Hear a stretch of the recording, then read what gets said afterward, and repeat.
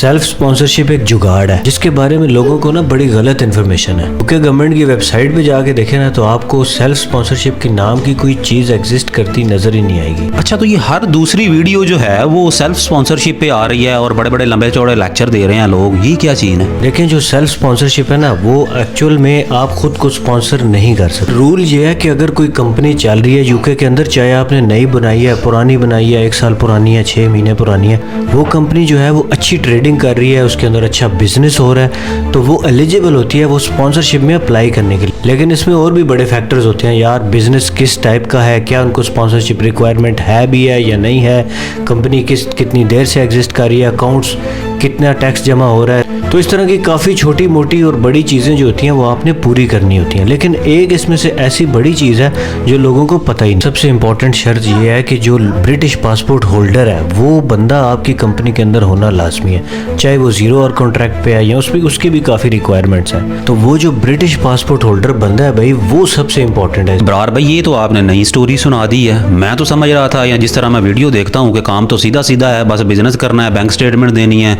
और जो है एम्प्लॉय लॉयबिलिटी इंश्योरेंस देनी है और we are good to go. ये वो कॉम्प्लेक्सिटीज़ हैं जो आपको हर बंदा नहीं बताएगा। इसके अलावा भी छोटी छोटी कॉम्प्लेक्सिटीज़ हैं और छोटी छोटी चीज़ें हैं जिनका ख्याल रखना पड़ता है। आप खुद अंदाज़ा लगाए ना, एक बंदा है अगर उसकी कंपनी है, उसका टर्नओवर इस साल का 1 लाख पाउंड से, मिसाल दे रहा हूँ कि कम है, वैसे तो यूके गवर्नमेंट की वेबसाइट के ऊपर नहीं लिखा हुआ कि कितना टर्नओवर होना चाहिए, लेकिन अगर उसका टर्नओवर ही इतना कम है तो ऑब्वियस सी बात है कि जिस कंपनी का टर्नओवर इतना कम है तो उसको एम्प्लॉयज़ की ज़रूरत क्या है। मतलब मिसाल के तौर पर 50-60 हज़ार पाउंड एक कंपनी कमा रही है तो वो तो एक एम्प्लॉय हैंडल कर सकती है, वो खुद है, या जो आपने डायरेक्टर रखा होता है वो खुद है।